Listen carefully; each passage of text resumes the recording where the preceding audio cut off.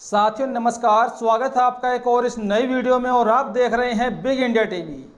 साथियों, देश में उत्तर प्रदेश की लगभग 9 से 10 सीटों पर उपचुनाव होना है और उपचुनाव को लेकर जो खबर साथियों वर्तमान में जारी हो रही है वो खबर साथियों आपके लिए जानना बेहद जरूरी है।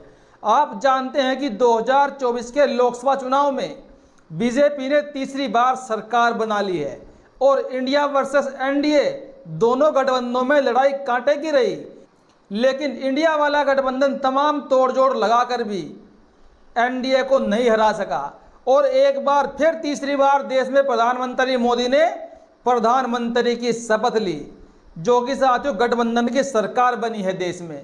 लेकिन साथियों अब मैं आपको बताऊंगा बहुजन समाज पार्टी को लेकर।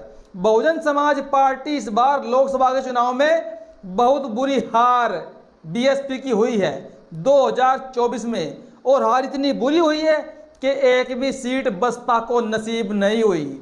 और साथियों इस चीज को लेकर बहुजन समाज पार्टी की मुखिया मायावती जी लगातार मीटिंग पे मीटिंग कर रही है और पूरे देश की भी समीक्षा बहन कुमारी मायावती जी मीटिंग करके बहुत जल्द करने वाली है। साथियों उपचुनाव को देखते हुए बहन कुमारी मायावती जी ने एक बड़ा फैसला लिया है, और बड़ा फैसला क्या है आप जानते होंगे। मुजफ्फरनगर की लोकसभा सीट से दारा सिंह प्रजापति को मायावती जी ने लोकसभा का चुनाव लड़ाया, लेकिन वो चुनाव हार गए। तो साथियों अब दारा सिंह प्रजापति को मायावती जी ने पूरे पश्चिमी उत्तर प्रदेश का प्रभारी बना दिया है। प्रजापति समाज को बड़ी जिम्मेदारी मायावती जी ने दे दी है पश्चिमी उत्तर प्रदेश में।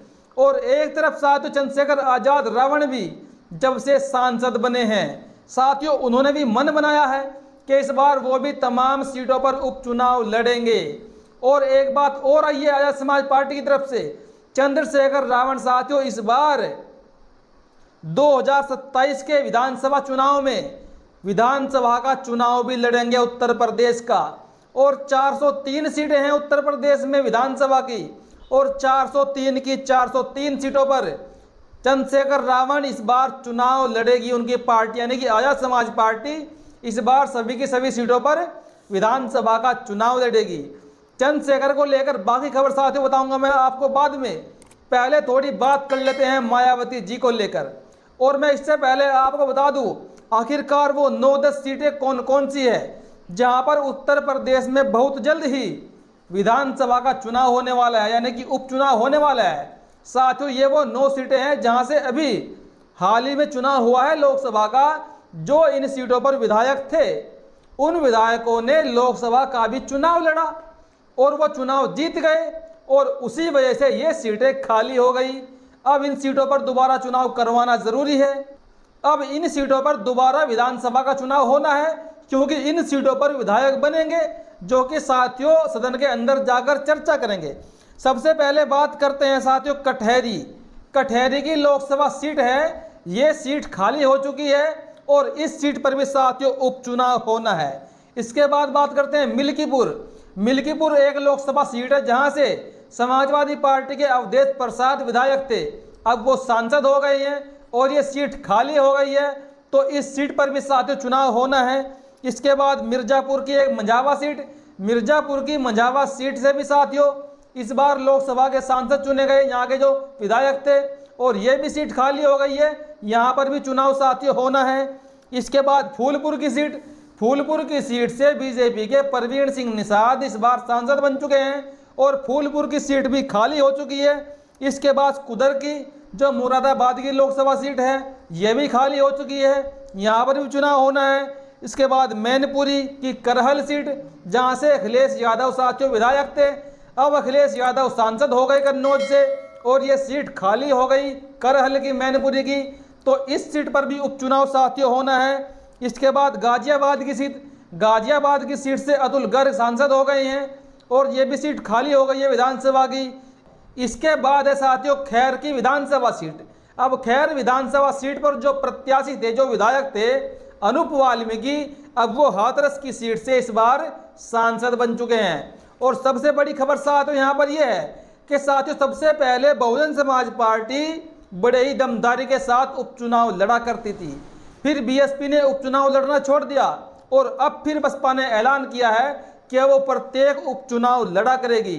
आज से पहले की अगर मैं बात करूं, जब भी बीएसपी उपचुनाव लड़ती थी तो वहां पर साथियों अगर एक ही सीट है तो एक ही सीट पर बीएसपी ने उपचुनाव लड़ा, और वहां पर साथियों अगर एक बिरादरी के 2000 वोट है तो बीएसपी ने वहां पर उसी बिरादरी के नेता को लगा दिया। अगर किसी बिरादरी के 500 वोट है तो उस बिरादरी के नेता को वहां पर लगा दिया। और ऐसे पहले मायावती जी ने एक एक वोट को साध कर चुनाव लड़े, और बसपा सुप्रीमो अब फिर दोबारा उसी पैटर्न पर आ रही है। साथियों उसी पैटर्न पर मायावती जी दोबारा आ रही है, और प्रभारियों को निर्देश दे दिए गए हैं कि प्रत्याशियों का चयन थोड़ा सही से करे। और वैसे भी बहन कुमारी मायावती जी जातीय समीकरण देखकर कैंडिडेट का चयन करती है, और इस बार और कड़े निर्देश है कि बिल्कुल भी प्रत्याशी कोई भी डमी कैंडिडेट न निकले। ये वहां के साथियों प्रभारियों को निर्देश दे दिया गया है बहन कुमारी मायावती जी की तरफ से। अब मैं आपको बताऊंगा चंद्रशेखर रावण को लेकर। आप जानते हैं चंद्रशेखर रावण की पार्टी आजाद समाज पार्टी ने नगीना से लोकसभा का चुनाव लड़ा और उनकी वहां से बम्पर जीत हुई, और वो पहली बार के प्रयास में सांसद बन गए बिना किसी बड़ी पार्टी के समर्थन के। और अब चंद्रशेखर आजाद ने निर्णय लिया है कि वो आने वाले उपचुनाव तो लड़ेंगे ही, वो आने वाला उत्तर प्रदेश का विधानसभा चुनाव भी 403 की 403 विधानसभा सीटों पर चुनाव लड़ेंगे। और एक फैसला और चंद्रशेखर रावण ने लिया है, सहारनपुर एक पहली सीट पड़ती है विधानसभा की उत्तर प्रदेश की, और सबसे आखिरी की सीट है रॉबर्टगंज की एक सीट 403वीं। अब चंद्रशेखर रावण सहारनपुर से लेकर रॉबर्टगंज तक यात्रा करने वाले हैं साथियों।